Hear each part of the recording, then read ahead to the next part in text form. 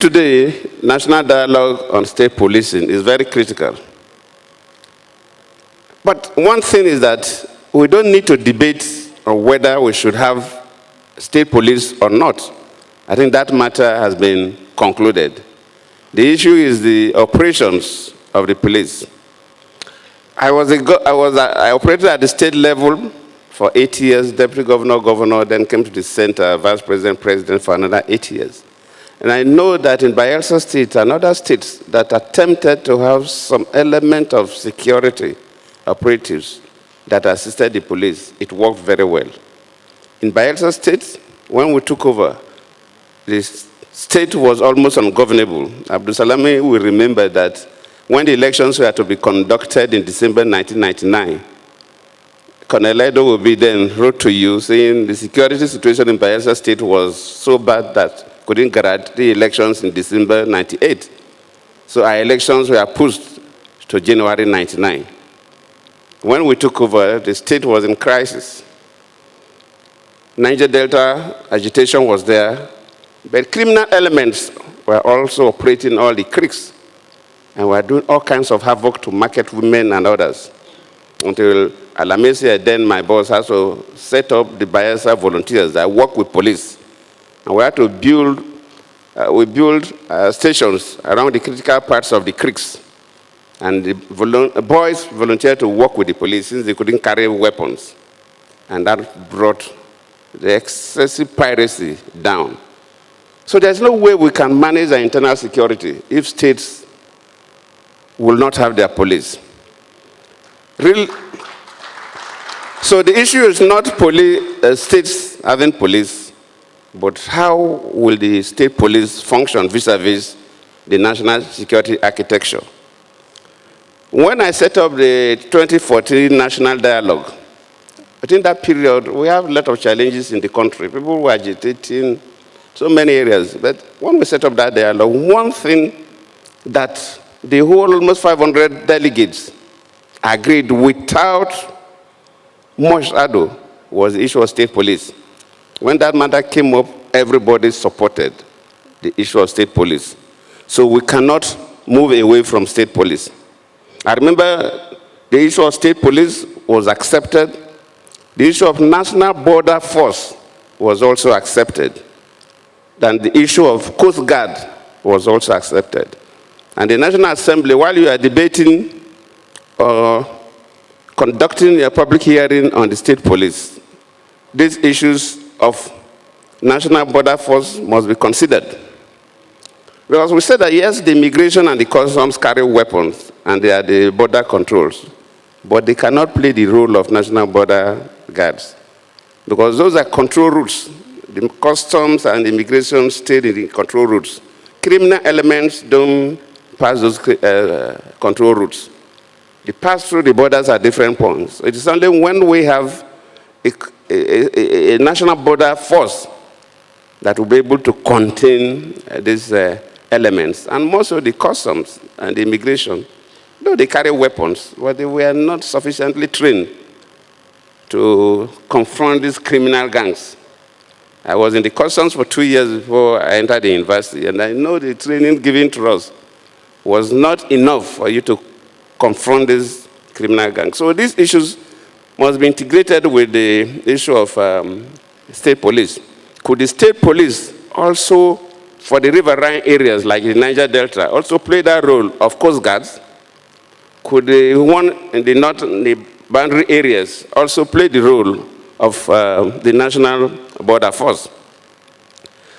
This will surely help the country. We are not going to debate, and we should not waste our time debating whether we should have state police or not. Listening to the speaker, he gave the history. Even in this country, we operated it before. Why is that the military scrapped it? Because of the abuse.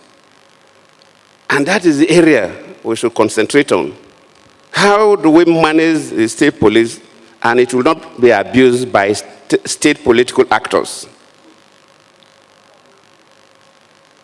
If state political actors are abusing the state police and using the state police to harass and make life miserable for people who don't belong to their political parties, could the commander-in-chief sit down and watch? Or will he order the military to go and overrun the state police? Of course, that will bring crisis in the country. So the key areas that we have to debate is how do we run the state police vis-a-vis the national security architecture of the country. And these things need to be done carefully. Luckily, there are so many countries that have this. We also experimented it before during the First Republic. And the relevant committee members who travel to this country or understudy them or get it from the Google or read from the literature. Because it is very critical. That is the area we are worried. This matter would have come up even much earlier than now, even when I was in office. But what we were worried was that, look, even in local government elections, even in cosmopolitan states, other parties, if the governor is from party A, you see people in party B and C will win elections as senators, will even win elections as House of Rep, will win some state assembly elections, but they come to local government chairman and councillor, at least no other party wins. It's only the party that produced the governor that will clear all the councillors. It's not possible. So if we're talking about state police, we must also rejig INEC. And the police must not be used against or to the advantage of any political party that by divine providence happens to be the governor of the state. So the issue of the voting, the polling booths of INEC and the use of the police during elections has to be reviewed by the National Assembly. In fact, even the polling units we use for our voting, this is the only country I've visited that have isolated polling units. Most other countries have gone to observe elections. They have polling centers. They take primary school or secondary school. And within that polling center, you may have 5 to 10 polling units within the polling center. I just came back from Senegal, then from Pakistan. You see the police are always at the gate. They don't even go into the compound. They don't go near where voting was taking place. The citizens were also disciplined enough not to behave in a way that will attract the police. We must find a way to make the use of police for electoral purposes very, very limited. Not what we hear today, that security operatives assist in ballot stuffing or snatching or things that way. So the National Assembly need to look into all this. I think these are the areas that we have to concentrate. The issue of the need for states to have their own police is not negotiable. There's no way we can continue this kidnapping that is going on in this country. It is for this commercial kidnapping started about 2006. I don't want to go into that history when I was the governor of Bayelsa State. But it started in the Niger Delta. Now it has been a commercial venture all over the country. And we've not been able to control it. The only thing that can help us, if we cannot stop it completely, but at least to reduce it to the barest minimum, is for states to have their police. And while making the law, sometimes people say, okay, the state police should have limited weapons. The caliber of weapons the police should have in the state should be limited. That is an area that must also be we must be careful with. I'm not expecting states to have rockets, missiles, but the conventional weapons, if you look at the caliber of weapons criminals use, the states must have superior weapons, or at least equal. If you make the states to have weapons that are inferior to the ones that the criminals are using, then you're asking their police to commit suicide in the field. You cannot give your police a weapon that will kill at maybe 50 meters range.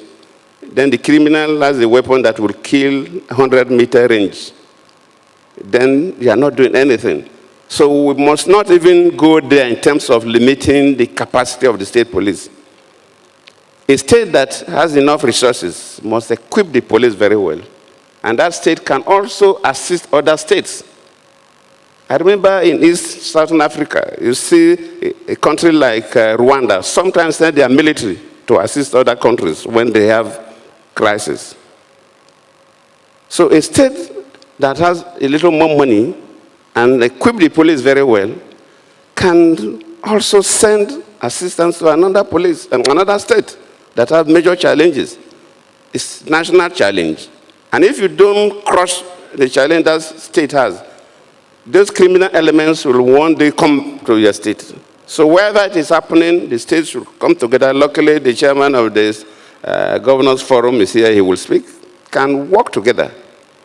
That is the best way we can protect this nation and Nigerians, and everybody has anything to do in Nigeria will live at peace. I thank you all.